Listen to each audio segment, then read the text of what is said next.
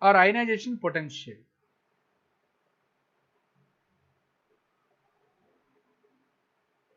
This is IP, this is IE. It is called IE or IP. So, but size is inversely proportional to ionization enthalpy.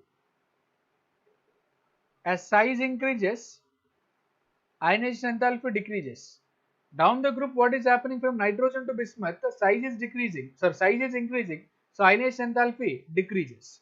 We can remove the electron easily with spending less amount of energy, right? So, if you observe that metallic character from nitrogen to bismuth, if you observe it, we have given it color wise representation also. First two elements are non-metals.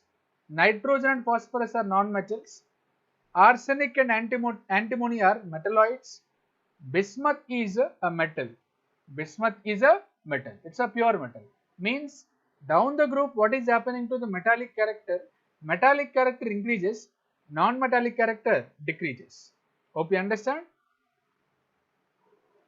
Let's solve some simple MCQs. Down the group, atomic size obviously increases. Option A is correct. The ionization enthalpies of removal of first, second, third electrons, delta H1, delta H2, delta H3 are in the order. How do you give the order? First electron, we require a little energy to remove an electron. After remove the electron, what is happening? For suppose if I take that atom as M, upon removal of electron, that is M plus, right? So this is IE1. We require energy delta H1. We have removed another electron M2 plus, so delta H2. Removed another electron M3 plus, delta H3. So what is happening? Magnitude of the positive charge is increasing, right? So size of the cation decreases. Size of the cation decreases in the sense outermost electron slowly coming towards the nucleus, hence nuclear charge increases. If nuclear charge increases in the sense, it requires more amount of energy to take the electron. So delta H3 means this is high energy compared to these two. So the answer is delta H1 less than delta H2 less than delta H3. Understood? If you talk about electronegativity is a characteristic property of non-metals, right? Down the group, when you observe from nitrogen to bismuth, size increases, obviously electronegativity decreases. Electronegativity decreases. So the most electronegative element obviously nitrogen because of the smaller size, right? So because of the smaller size, it is the most electronegative element. Antimony is a metalloid. Antimony is a metalloid. Let's talk about a very important concept now. So far, introduction is done. Physical properties we have done. Electronic configuration also we have done. Clear? Hope it is clear for you, right? Oxidation states when we talk about it. So generally, these elements can exhibit three different oxidation states: -3, +3, +5. These are the three different oxidation states are possible for the nitrogen family: -3, +3 and +5. If you see various compounds of nitrogen here, so nitrogen is exhibiting, variable oxidation states. Ammonia, let us say if you don't know the nitrogen oxidation state, if it is X, 3 hydrogens plus 3, so sum of oxidation number of all the elements in a compound is equal to 0, X plus 3 is equal to 0, X is equal to -3, so nitrogen oxidation state is -3. Similarly, N2H4 also -2, hydroxylamine -1, N3H hydrozoic acid. It is an example of acid. Hydrozoic acid, a fractional oxidation state is possible in N3H. N2 0, it's in elemental form, right? So oxidation number calculation, I made a video also that you can watch it. If you need, I'll be providing a description link for oxidation number calculations also. Don't worry. So click in the description link. Okay, click on the link. You will get a class about oxidation numbers. N2O, it is dinitrogen monoxide. nitrous oxide, laughing gas, oxidation number +1. Okay. Similarly, you can check few more compounds. Nitrogen monoxide, in which nitrogen oxidation number is +2. HNO2 nitrous acid or N2O3 oxidation state is +3. NO2 nitrogen dioxide or dinitrogen tetroxide is +4. HNO3 nitric acid or N2O5 oxidation number is +5. See, nitrogen is exhibiting all possible variable oxidation states from -3 to +5. Variable oxidation states are possible. Okay. So if you check it, that characteristic electronic configuration is NH2NP3, and it suggests that common oxidation states are +3, +5 and -3. Common oxidation states in the sense, in a particular family most of the elements are exhibiting the similar oxidation states, then it is common oxidation state. So when we go down the group from nitrogen to bismuth, what is happening to the stability of +3 oxidation state? Stability of +3 oxidation state increases and that of +5 oxidation state decreases. +5 oxidation state decreases. The reason is inert pair effect. So when we move from nitrogen to bismuth, so bismuth more prominent oxidation state is +3 rather than +5. Why? So if I consider the outermost electronic configuration NH2NP3, so here what is happening? 2 + 3. If all 5 electrons are involved in the bond formation, it can exhibit an oxidation state of +5. It can exhibit an oxidation state of +5. But in bismuth, before NH2NP3, it is having F electrons as well as D electrons. So these innermost electrons like F and D electrons, which offer pore screening effect or pore shielding effect. When they offer pore screening effect or pore shielding effect, what is happening? These NS electrons experiences more nuclear charge, means the attractive force by the nucleus over NS2 electrons is more. So due to that, what will happen? These NS electrons will experiences more nuclear charge, so they cannot involve in bond formation. The reluctance of these NS electrons to involve in bond formation is known as inert pair effect. Because a pair, 2 electrons, showing inertness towards the bond formation, so that's why these NS electrons will not involve in bond formation. Only these 3 electrons can involve in bond formation. Hence the oxidation number is +3. So +3 is more stable than +5 when we move from nitrogen to bismuth in case of group 15 elements. Hope it is clear, right? Hope you are enjoying this session. It's very interesting session. So you will get so many points like this, don't worry. So of course, nitrogen cannot form compounds like NF5 or NCl5, but while phosphorus can form compounds like PCl5. See here, nitrogen cannot form compounds like NF5 or NCl5 because lack of d orbitals, lack of vacant d orbitals. See, this is the common reason for all the elements which are as a first element in every group after 15, 16, 17, right?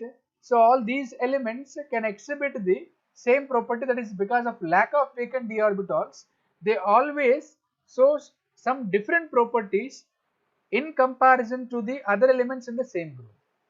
That is called anomalous properties. Okay, so though phosphorus can form phosphorus pentahalides, but nitrogen cannot form pentahalides because of the absence of vacant d orbitals or lack of vacant d orbitals. Hope it is clear. So the explanation they have given very clearly. So if you see the phosphorus ground state electronic configuration, 3s2, 3p3, 3d0, and in excited state electron present in 3s can be promoted to 3d and electronic configuration changes to 3s1, 3p3, 3d1. So one electron has been promoted to 3d because of the presence of vacant 3 orbitals, hence 5 unpaired electrons are there. It can form 5 bonds When it can form 5 bonds, it can give PCl5. But this case is not possible, especially for the element called nitrogen, because these type of vacant d orbitals are not available for the nitrogen. Understood? Let's see the MCQs. Stability of plus 5 state decrease down the group due to inert pair effect. Okay. The characteristic oxidation states of group 15 elements are -3, +3, +5. So option A is the correct answer for it. You tell me that stability of +3 oxidation excuse me, stability of +3 oxidation state down a group increases, whereas +5 oxidation state decreases. The electronic configuration of AS, that is 33, arsenic, okay, argon, that is 18, nearby that I can take it 18 plus 10, 28, plus 2, 30, plus 3, 33. Understood the point? Is it clear for you? See, whenever you see a few elements like, I am giving an example, nitrogen,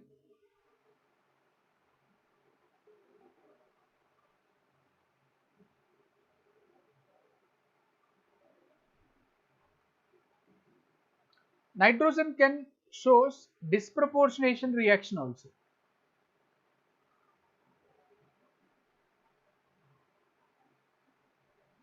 Nitrogen can show disproportionation reaction. As you know, disproportionation reaction means a single element can undergo both oxidation as well as reduction. If you check the oxidation number here, it is +1 plus -4. Okay, so it is +1 plus x minus 4 is equal to 0. 1 minus 4 minus 3, x is equal to +3. Your oxidation number +5. Your oxidation number +2. So +3 has been changed to +5. Similarly, +3 has been changed to +2. So increase in oxidation number, it is oxidation, and +3 to +2 decrease in oxidation number, that is reduction. So nitrogen in few of the reactions can undergo disproportionation, means it can exhibit oxidation as well as reduction. It can exhibit oxidation as well as reduction. Hope you understand. Is it clear for you? So it is one of the topic under oxidation states. Hope it is clear about oxidation states, everyone. Okay, if it is clear, say yes in the live chat. So let's see the next topic we have, that is anomalous properties of nitrogen. As I told you children, first element of every group, not only in group 15 but also in 16, 17 also, first element always exhibit anomalous properties, means it shows a difference in properties when it is compared to the other elements of the same group. Compared to phosphorus, arsenic, antimony and bismuth, nitrogen can exhibit different properties. It is due to certain reasons. Number 1, no more doubt, small size. Small size, high electronegativity,